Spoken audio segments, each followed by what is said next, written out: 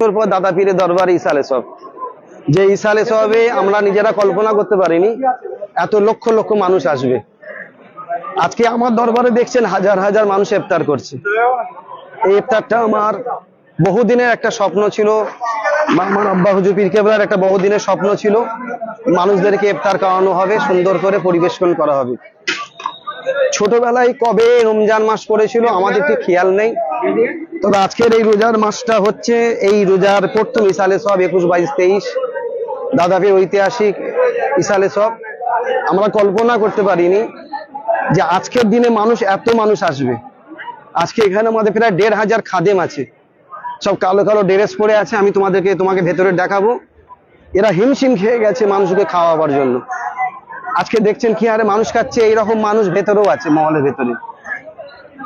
মহলের ভেতরে আছে। বিশেষ করে আজকে যারা এসেছেন দাদা পীরের দরবারে, যারা আসবেন তাদেরকে বলবো অবশ্যই আপনারা তারাবির নামাজ পড়বেন, জামাতের সঙ্গে নামাজগুলো আদায় করবেন, দাদা পীরের মাজারটা জিয়ারত করবেন, 5 হুজুর পীর কেবলার মাজার জিয়ারত করবেন, আমার ছোট হুজুর পীর কেবলার মাজার জিয়ারত করবেন, এবং 4 শহীদান হুজুরের মাজার, গঞ্জে সোহাদা হুজুরের মাজার, হযরতে হেদায়েতুল্লাহ হুজুরের মাজার, হযরতে হোসেন বুখারী হুজুরের মাজার, এইসব মাজারগুলো আপনাদের জিয়ারত অবশ্যই করতে হবে। এবং জিয়ারতের পরে আপনারা দরবার শরীফে সব বসে পড়বেন। এখানে একটা ওয়াজনিসিয়াত হবে, বিশেষ করে জেকেরের মাহফিল একটুখানি হবে। সেই জেকেরের মাহফিলে আপনাদেরকে একটুখানি বসতে হবে, একটু জেকের আজকার করতে হবে। জেকের আজকার করে আপনারা একটু তারাবির নামাজ পড়বেন, তারাবির নামাজ জামাতের সঙ্গে পড়বেন। তারপরে আপনারা একটু দাদা পীরের মাজারে একটু গিয়ে বসবেন, ছোট হুজুর পীর কেবলার মাজারে গিয়ে বসবেন, একটু সেখানে একটু দোয়া খেয়ার করবেন। সেখান থেকে করার পরে আপনারা আমার বাড়িতে আসবেন, কাসেম সিদ্দিকীর বাড়িতে আসেন। আমি আপনাদেরকে বসে একটু ইফতার করা, এই রাতের খাবার খাওয়াবো, একটু সেহরি খাওয়াবো।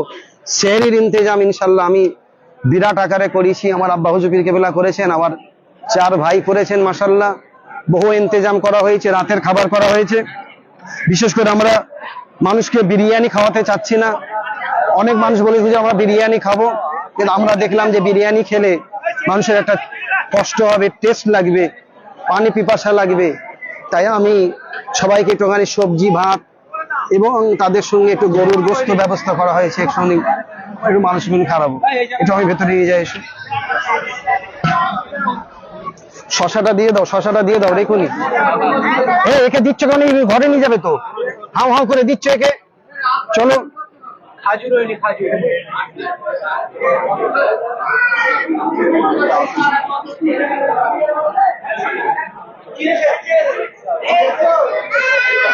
সাহেব, মাইকে বলো তো আপনার আসতে, আজান শুনতে হবে, আজানটা শুনতে হবে, সবাই চুপ করতে বলো। হ্যাঁ বলবে, আজানটা শোনার জন্য একটু চুপ করতে বলো সবাইকে।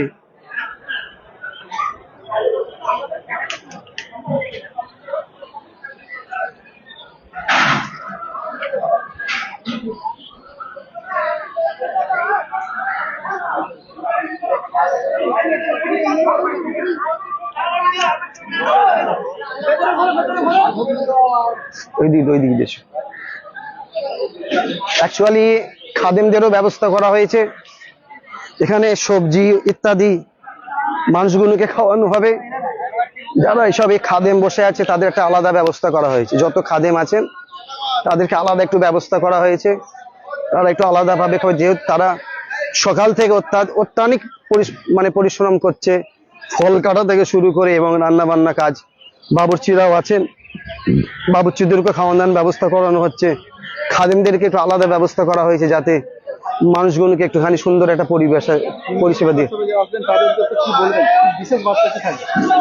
3 দিন ইসালে সবে দাদা পীরের মহব্বতের মানুষ যারা যারা আসবেন অবশ্যই যারা বাইকে করে আসবে তারা অবশ্যই হেলমেট পরে আসবেন। আর যারা 4 চাকায় আসবে তারা অবশ্যই গাড়ি কাগজপত্র নিয়ে আসবে।